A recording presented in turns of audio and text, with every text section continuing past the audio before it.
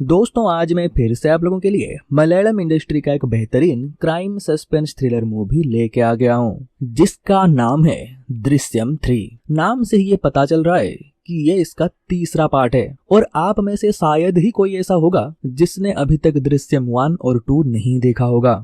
और मैं भी बस यही सोच के उन दोनों पार्ट्स को यहाँ पे एक्सप्लेन नहीं किया हूँ। पर अगर आप चाहते हो कि मैं दृश्यम के पार्ट 1 और 2 को भी एक्सप्लेन करूँ तो आप नीचे कमेंट करके बता सकते हो। तो चलो यार फिलहाल हम दृश्यम पार्ट 3 का एक्सप्लेनेशन वीडियो शुरू करते हैं और देखते हैं जॉर्ज कुट्टी इस बार अपनी फैमिली को बचा पाता है या नहीं। तो मूवी की शुरुआत में हम देखते हैं जॉर्ज कुट्टी ने जो दृश्यम नाम से एक किताब लिखी थी उसी कहानी को लेकर एक न्यूकमर डायरेक्टर के साथ उसने एक मूवी बनाई होती है जिसे उसने खुद प्रोड्यूस किया है और ये मूवी लोगों को बहुत पसंद आती है और देखते ही देखते इस मूवी की कलेक्शन 100 करोड़ को भी पार कर देती है। पर अभी भी कुछ लोगों का ये मानना था कि ये दृश्यम की कहानी काल्पनिक नहीं है बल्कि एक सच्ची घटना के ऊपर आधारित है। फिर एक रिपोर्टर जॉर्ज कुट्टी से ये पूछ ही लेती है कि कुछ लोगों का मानना ये है कि इस मूवी में जो क्लाइमेक्स दिखाया गया है वो बिल्कुल सच है। इसके ऊपर आपका क्या कहना है? तो जॉर्ज कुट्टी कहता है देखिए ये सब फालतू एलिगेशन है, आपको तो ये पता ही है पुलिस ने बिना बात के हम सबको कितना टॉर्चर किया था। मैं बस अपनी उसी लाइफ एक्सपीरियंस के ऊपर ये मूवी बनाया हूँ। पर हाँ मैंने क्लाइमेक्स को थोड़ा बदला है ताकि ज्यादा से ज्यादा लोग मेरी इस मूवी को देखें और उन्हें ये मूवी पसंद आए। फिर हम देखते हैं अभी जॉर्ज कुट्टी की पूरी फैमिली बिल्कुल हंसी खुशी रह रही होती है और उसकी बड़ी बेटी भी अब उस सदमे से पूरी तरीके से बाहर आ चुकी होती है और जॉर्ज कुट्टी ने अपनी बड़ी बेटी अंजू के लिए लड़के देखना भी शुरू कर दिया है। पर दूसरी तरफ हम देखते हैं गीता प्रभाकर अपने पति के साथ यूएसए शिफ्ट हो गई होती है पर अपने बेटे के खूनी को सजा नहीं दिला पाने के कारण गीता प्रभाकर अभी डिप्रेशन में चली गई होती है। फिर एक दिन हम देखते हैं अंजू की काउंसिलर जॉर्ज कुट्टी को अपने ऑफिस में बुला के कहती है देखिए अंजू अभी बिल्कुल ठीक है पर अभी भी उसके मन में कई सारे सवाल हैं जो वो आपसे पूछना चाहती है। आप एक काम कीजिए कहीं बाहर डिनर करने के लिए जाइए और एक अच्छा एटमॉस्फेयर क्रिएट कीजिए ताकि अंजू आपसे वो सब सवाल पूछ सके। तो जॉर्ज कुट्टी अपनी पूरी फैमिली के साथ एक रेस्टोरेंट में डिनर करने जाता है और वो अपनी एडवोकेट को भी वहाँ पे बुला लेता है ताकि अंजू जो भी सवाल पूछे उसे उसका सही से जवाब मिल सके। तो अंजू कहती है क्या ये केस क्लोज हो गया है या फिर आगे फिर से पुलिस हमें उठा के लेके टॉर्चर करेगी? तो एडवोकेट मैडम कहती हैं देखो टेक्निकली ये केस अभी भी ओपन है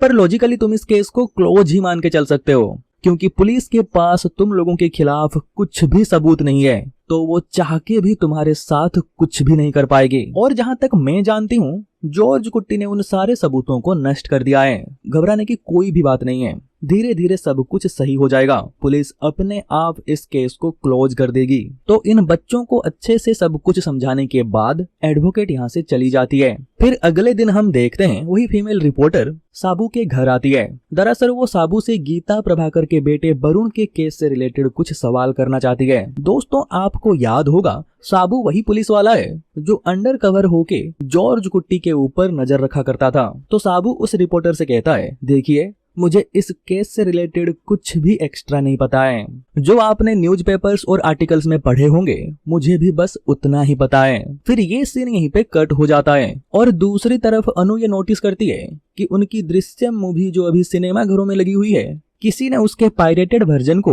यूट्यूब पे अपलोड कर दिया है। वो तुरंत इस पायरेटेड कॉपी के बारे में जॉर्ज कुट्टी को बता देती है।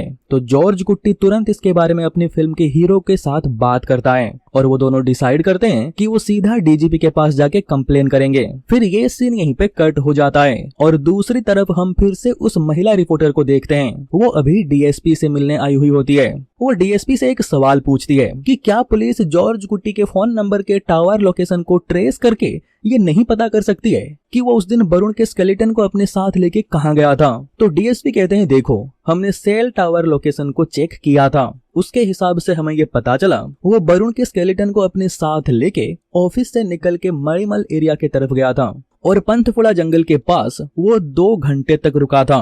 तो रिपोर्टर कहती है इसका मतलब ये भी हो सकता है कि उसने वरुण के स्केलेटन को उसी जंगल में कहीं दफनाया होगा। तो डीएसपी कहते हैं, अरे मैडम, जिसने पूरा पुलिस डिपार्टमेंट को हिला के रख दिया, क्या वो वरुण के स्केलेटन को ठिकाने लगाने के टाइम जानबूझ के मोबाइल फोन को स्विच ऑन रखेगा ताकि हम उसका लोकेशन ट्रेस करते हुए वहाँ पे पहुंचे और उस स्केलेटन को वहाँ से निकाल लाएं? और वैसे भी वो फॉरेस्ट बहुत बड़ा है, वहाँ पे जाके उस स्केलेटन को ढूंढना लगभग इम्पॉसिबल है। और जितना मैंने इस केस को अभी तक स्टडी किया है, उससे मैं आपको ये साफ साफ कह सकता हूँ कि जॉर्ज कुट्टी जानबूझ के हम सबको गुमराह कर रहा है। असल में वो उस स्केलेटन के साथ क्या किया है, इसके बारे में किसी को पता नहीं है।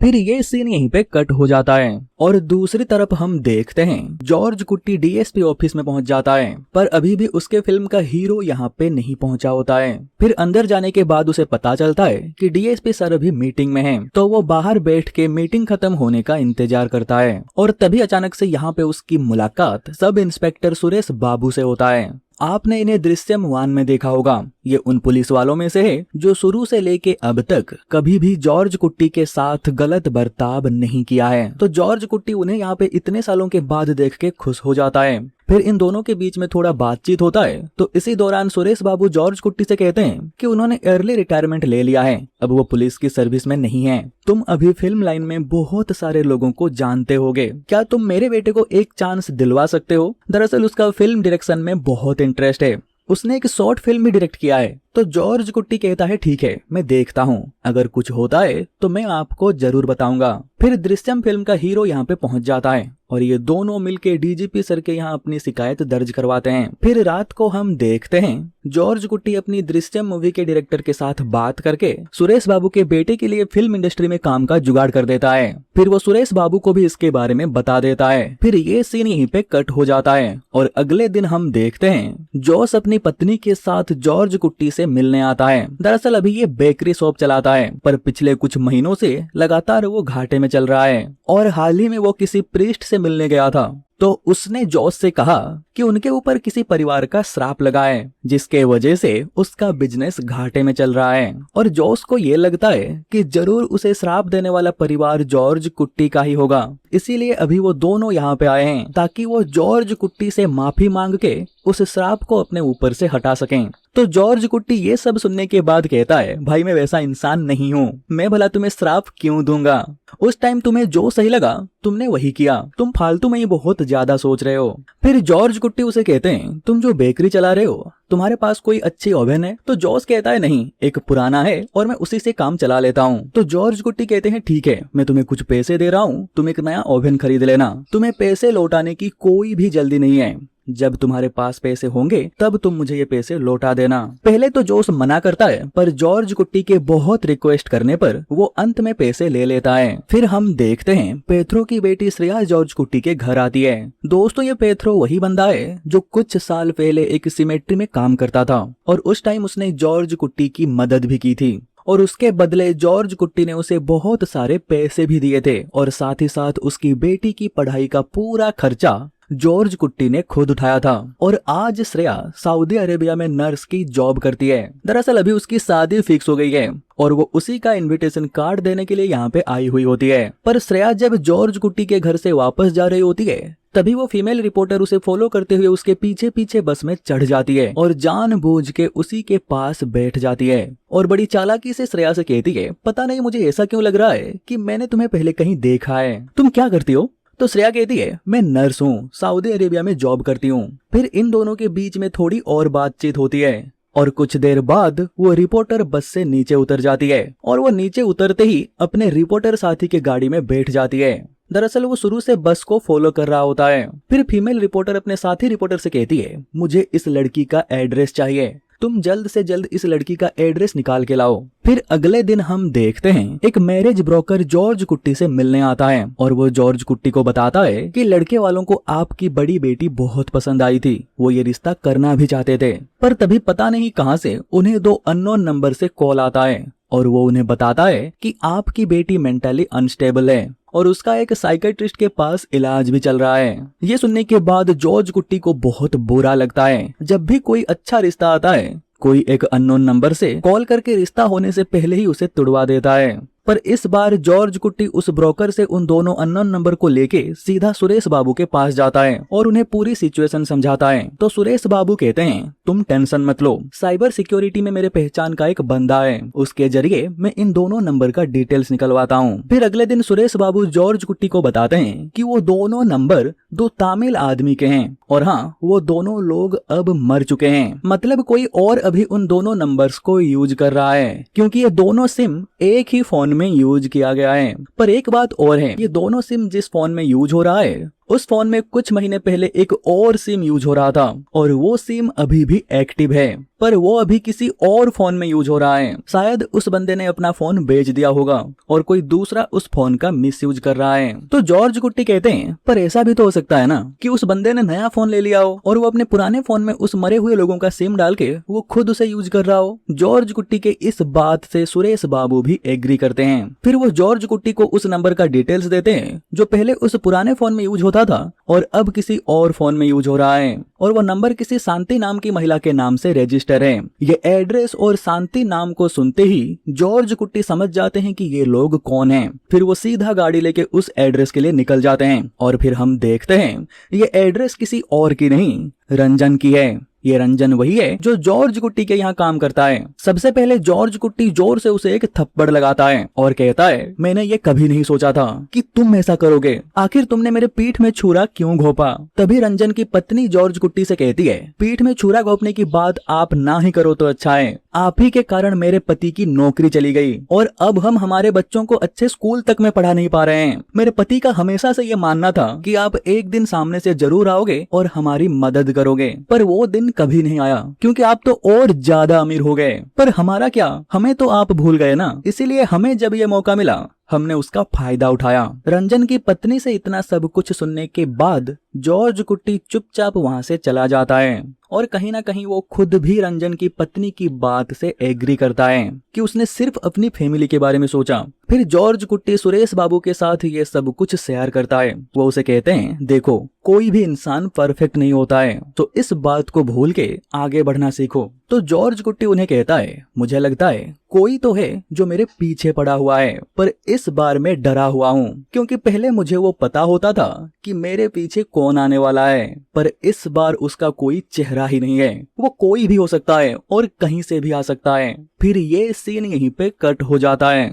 फिर रात को जॉर्ज कुट्टी अपनी पत्नी को रंजन के बारे में सब कुछ बता देता है। फिर जॉर्ज कुट्टी की पत्नी उसे कहती है कि कल रात को मैंने हमारे केले के बगीचे में एक टॉर्च जलते हुए देखा था। फिर मैंने जब उस तरफ टॉर्च मार के देखा तो वहाँ पे कोई भी नहीं था। तो जॉर्ज कुट्टी कहता है कि शायद कोई गरीब चोर होगा जो केले चुराने आया होगा। तो जॉर्ज कुट्टी की पत्नी उसे कहती है मुझे नहीं लगता कि वो गरीब था, क्योंकि उसके ठीक बाद जब मैं बाथरूम में थी तब मैंने एक जीप की स्टार्ट होने की आवाज सुनी थी। मतलब वो जो भी था वो शायद जीप से आया था। जॉर्ज कुट्टी को ये सब थोड़ा अजीब लगता है। फिर रात को जब उसकी पत्नी सो जाती है वो अकेले उस केले के बगीचे में जाता है और ऊपर नीचे चारों तरफ देखने लगता है और तभी वो देखता है किसी ने वहाँ पे एक गड्ढा खोद के फिर से उसे मिट्टी से भर दिया है और कोई उस गड्ढे को देख ना ले इसीलिए उस गड्ढे को घास से ढक दिया होता है। जॉर्ज कुट्टी इस गड्ढे को देख के थोड़ा घबरा जाता है। तो जॉर्ज कुट्टी को लगता है कि शायद कोई है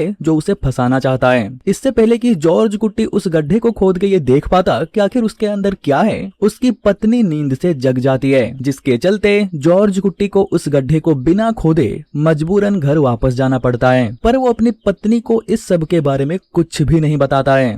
और तभी हम उस केले के बगीचे में उस बंदे को देखते हैं जिसने वहाँ पे वो गड्ढा खोदा है और ये बंदा कोई और नहीं सहदेवन है। फिर अगले दिन जॉर्ज कुट्टी एक ब्रोकर को बुला के कहता है देखो मैंने अपना मन बदल लिया है। तुमने जो पहले कुछ अच्छे रिश्ते अब्रॉड से लाए थे क्या तुम फिर से ला सकते हो? अगर लड़का अच्छा हो तो मैं मेरी बेटी की शादी अब्रॉड में भी करने के लिए राजी हूँ। तो ब्रोकर कहता है मेरे नजर में एक लड़का है, मैं उससे बात करके देखता हूँ। फिर वो ब्रोकर यहाँ से चला जाता है और जॉर्ज कुट्टी उसकी पत्नी से कहता है देखो आज मुझे किसी काम से इस शहर से बाहर जाना है और कल सुबह तक मैं वापस आ जाऊंगा। रात को हम देखते हैं जॉर्ज कुट्टी चुपके से आके उस जगह को खोदने लग जाता है, पर कुछ देर तक मिट्टी निकालने के बाद वो देखता है कि नीचे की जमीन सख्त है, मतलब किसी ने यहाँ पे खुदाई करके फिर से उसमें मिट्टी भर दिया था, पर उस मिट्टी के नीचे कुछ भी नहीं था। फिर जॉर्ज कुट्टी उस गड्ढे को फिर से मिट्टी से भर देता है और उसे पहले जैसे घास से ढक देता है। फिर अगले दिन हम देखते हैं वो फीमेल रिपोर्टर अपने दोस्त के मदद से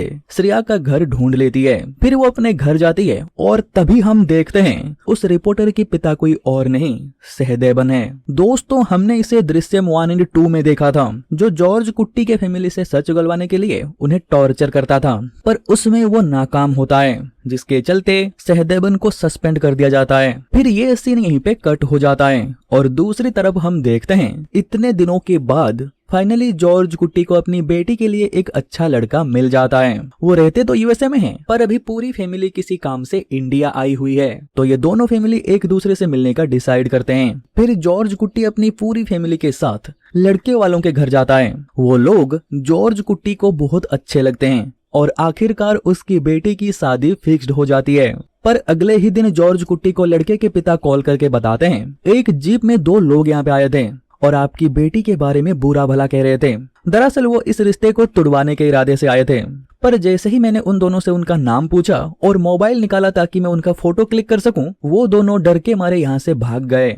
पर फिर भी मैंने कुछ फोटो क्लिक किया है, मैं आपको भेज रहा हूँ, आप देख लेना। और हाँ, आप टेंशन मत लीजिए, मैं ऐसे लोगों के बातों में आके रिश्ता तोड़ने वाला नहीं हूँ। फिर जॉर्ज कुट्टी जब उस फोटो को देखता है, वो ये देख के शौक हो जाता है कि जो 2 बंदे वहाँ पे गए थे उनमें से एक रंजन था और दूसरा सहदेवन, क्योंकि ये जीप उसी की है। फिर जॉर्ज कुट्टी फुल गुस्से में सहदेवन से मिलने जाता है और उसे कहता है, तुम्हें जो करना है तुम मेरे साथ करो, मेरी फैमिली को इस सब में मत घसीटो। अगर तुम्हारी वजह से मेरी बेटी की शादी टूटती है तो मुझसे बुरा कोई नहीं होगा। फिर सामने से सहदेवन कहता है, ठीक है, तुम्हें जो करना है कर लेना, पर इस शादी को तो मैं होने नहीं दूंगा। फिर अगले दिन हम देखते हैं सहदेवन उस साइकाइट्रिस्ट के पास जाता है और उसे डरा धमका के उससे अंजू की फाइल ले लेता है। सहदेवन के जाने के बाद डॉक्टर जॉर्ज कुट्टी को कॉल करके सब कुछ बता देती हैं। फिर अगले दिन हम देखते हैं सहदेवन श्रेया के घर पहुंच जाता है और उसके पिता का गला दबाते हुए उसे कहता है, देखो, मुझे ये पता है कि तुम्ही ने वो स्केलेटन जॉर्ज कुट्टी को दिया था,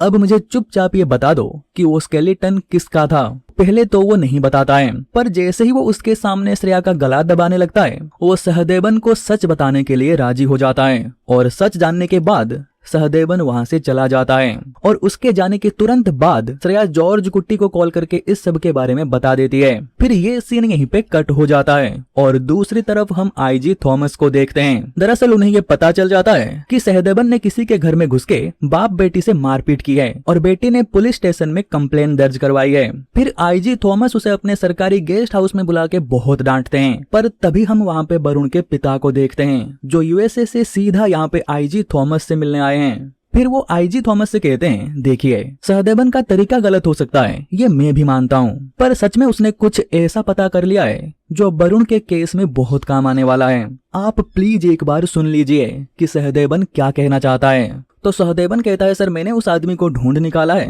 जिसने जॉर्ज कुट्टी को स्केलेटन दिया था, और वो वही बंदा है जिसकी बेटी ने मेरे खिलाफ कंप्लेन की है। देखिए सर, मेरे ख्याल से जॉर्ज कुट्टी ने वरुण की कंकाल को उसी पेथ्रोस के घर के नीचे दफनाया होगा, क्योंकि ये हम सबको पता है कि उसके मोबाइल लोकेशन के हिसाब से वो उस कंकाल को लेके जंगल की तरफ गया था और पेथ्रो का घर भी उसी जंगल की बाउंड्री पर ही है। और सबसे मजेदार बात तो ये है कि पेथ्रो के पास कभी इतना पैसा नहीं था कि वो उस जगह को खरीद सके। दरअसल उस जगह को जॉर्ज कुट्टी ने खरीदा था पेथ्रो के नाम से, फिर उसी ने वहाँ पे वो घर बनवाया और घर बन जाने के बाद पेथ्रो और उसकी फैमिली वहाँ पे रहने लगे। पर अभी भी आईजी थॉमस सहदेवन की बातों से कन्विंस नहीं होते हैं। तो प्रभाकर कहता है, देखो, मुझे ये शुरू से लगता है कि जॉर्ज कुट्टी बहुत लकी था, इसलिए वो 2 बार पुलिस से बच गया था, पर इस बार उसका लक काम नहीं आएगा। फिर आईजी थॉमस प्रभाकर को कहते हैं, देखो, मुझे तुम्हें एक बात बतानी है। जब हम वरुण के स्केलेटन को ढूंढ रहे थे, उस टाइम हमें एक बात पता चला था कि जॉर्ज कुट्टी ने एक दुकान से एक साथ 35 लीटर एसिड खरीदा था। क्योंकि वो रबर की खेती करता है, इसीलिए एसिड खरीदना आम बात है, पर इससे पहले वो हर महीने 5 लीटर एसिड खरीदता था।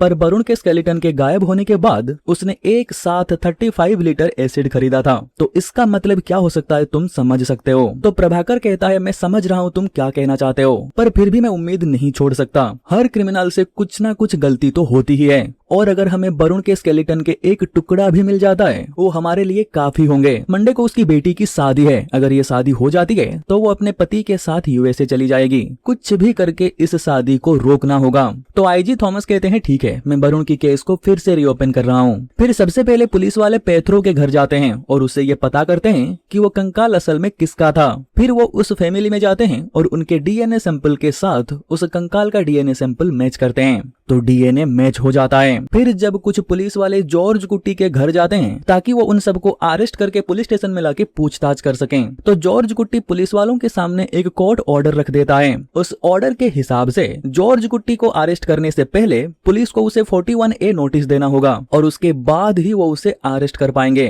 तो आईजी थॉमस का ये प्लान फेल हो जाता है। तो वो डिसाइड करते हैं क्योंकि मंडे को जॉर्ज कुट्टी की बेटी की शादी है, हम सैटरडे को उसे 41A नोटिस देके मंडे को पूछताछ के लिए पुलिस स्टेशन में बुलाएंगे। और वो पुलिस स्टेशन तो नहीं आ पाएगा क्योंकि उसी दिन उसकी बेटी की शादी है। तो वो इस मामले को लेके कोर्ट में जाएगा और फिर हम उसे कोर्ट में देख लेंगे। फिर सब कुछ बिल्कुल वैसा ही होता है। जॉर्ज कुट्टी को सैटरडे को 41A नोटिस मिल जाता है और वो तुरंत उसकी एडवोकेट को इसके बारे में बता देता है और इधर अपनी बेटी की शादी के प्रिपरेशन में लग जाता है। दरअसल अभी पुलिस के साथ जो सब कुछ चल रहा है उसने इस सब के बारे में अपनी पत्नी और बेटियों को नहीं बताया है। दरअसल वो उन्हें फालतू का टेंशन नहीं देना चाहता है। फिर आखिरकार वो दिन यानी कि मंडे आ जाता है। उधर कोर्ट में हियरिंग चालू हो जाता है और इधर पुलिस वाले जॉर्ज कुट्टी को फॉलो करने लगते हैं। दरअसल पुलिस वाले जॉर्ज कुट्टी को अरेस्ट करने के लिए बिल्कुल रेडी हैं, उन्हें बस ऊपर से परमिशन चाहिए। फिर हम देखते हैं कोर्ट में दोनों के तरफ से दलीलें दी जाती है। सरकारी वकील कहता है हमें जॉर्ज कुट्टी की फैमिली को आज ही अरेस्ट करना होगा, अगर हम ऐसा नहीं करते हैं तो उसकी बेटी शादी करके यूएसए चली जाएगी। तो इसके काउंटर में जॉर्ज कुट्टी की वकील कहती है अगर ये बात है तो तुम उसकी पासपोर्ट को जब्त करके अपने पास रख लो, इस तरीके से तुम उसे यूएसए जाने से रोक सकते हो, पर जानबूझ के उसकी शादी के दिन ही आपको उसे क्यों अरेस्ट करना है। फिर सरकारी वकील उस साइकाइट्रिस्ट के पास से चुराया हुआ रिपोर्ट कोर्ट में सबमिट करता है और कहता है अंजू को सेक्सुअल अवर्सन की बीमारी है। जिन लड़कियों को ये बीमारी होती है, जब भी कोई लड़का सेक्सुअल डिजायर के साथ उसे अप्रोच करता है वो उसे रजिस्ट करते हैं और कई बार वो वायलेंट होके उनके ऊपर हमला कर देते हैं। अगर ये शादी होती है तो अंजू की पति के जान को खतरा हो सकता है। तो इसके काउंटर में जॉर्ज कुट्टी की वकील कहती है माय लॉर्ड, एक तो ये रिपोर्ट खुद ही मेरे क्लाइंट की प्राइवेसी को ब्रीच कर रही है और दूसरी बात मुझे इस रिपोर्ट पे शक है क्योंकि पुलिस पहले भी कई बार झूठी केस में मेरे क्लाइंट को फंसाने की कोशिश कर चुकी है। मैं इस रिपोर्ट को कोर्ट ऑफिशियल के द्वारा जांच करने की मांग करती हूँ और साथ ही साथ मैं ये अपील करती हूँ कि आप ये शादी हो जाने दीजिए। उसके बाद पुलिस जहां बुलाएगी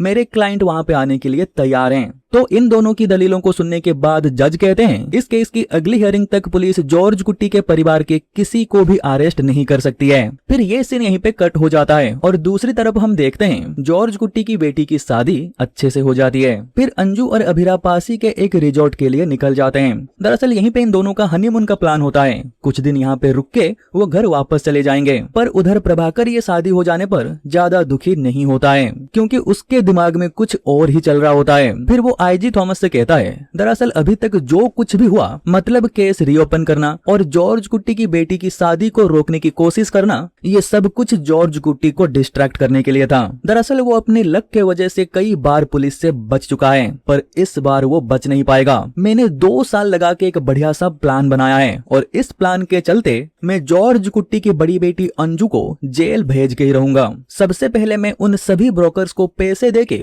उन्हें अपने साइड ले आया और जॉर्ज कुट्टी के सामने कुछ ऐसा सिचुएशन क्रिएट किया ताकि वो अपनी बेटी की शादी एब्रॉड में करने के लिए राजी हो जाए। फिर प्रभाकर बताता है जॉर्ज कुट्टी का दामाद अभिरा भी हमसे मिला हुआ है।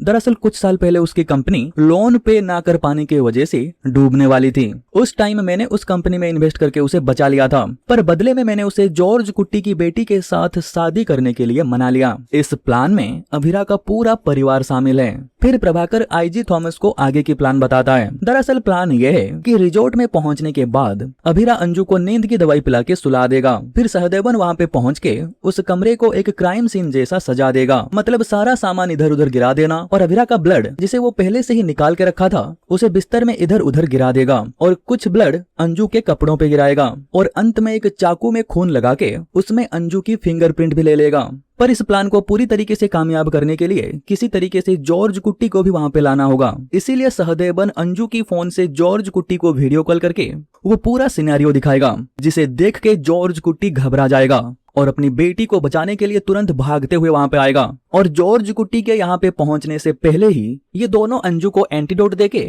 वहां से चले जाएंगे ताकि नींद की दवाई का असर खत्म हो जाए और अंजू को होश आ जाए। फिर जैसे ही दोनों बाप बेटी एक साथ होंगे वहां पे पुलिस पहुंच जाएगी, क्योंकि पुलिस को भी सहदेवन खुद कॉल करके बुलाएगा। और उस क्राइम सीन में बहुत सारा खून और अभिरा को मिसिंग देख के पुलिस उन दोनों को अरेस्ट कर लेगी और उन दोनों के ऊपर ये चार्ज लगाया जाएगा कि बाप बेटी ने मिलके अभिरा को मार के कहीं गायब कर दिया। मैं सब कुछ रेडी करके रखा हूँ, अभिरा रात को ही बोट में श्रीलंका के लिए निकल जाएगा। तुम टेंशन मत लो, सब कुछ प्लान के मुताबिक होगा, इसलिए तुम घर जाओ और आराम से सो जाओ। फिर अगले दिन सुबह थॉमस सर को एक कॉल आता है और वो गुस्से में सीधा अपने घर से निकल के प्रभाकर से मिलने जाते हैं और चिल्लाते हुए प्रभाकर को कहते हैं, मैंने तुम्हें कहा था ना, सहदेवन के ऊपर आंख बंद करके भरोसा करना बिल्कुल बेवकूफी है। फिर हम एक फ्लैशबैक देखते हैं। कल रात सब कुछ बिल्कुल वैसा होता है जैसा प्रभाकर ने कहा था। सहदेवन क्राइम सीन क्रिएट करने के बाद जॉर्ज कुट्टी को कॉल करके उसे धमकी भी देता है कि तुम इस बार अपनी बेटी को नहीं बचा पाओगे। पर इससे पहले कि अंजू को एंटीडोट देके वो दोनों यहाँ से बाहर निकल पाते,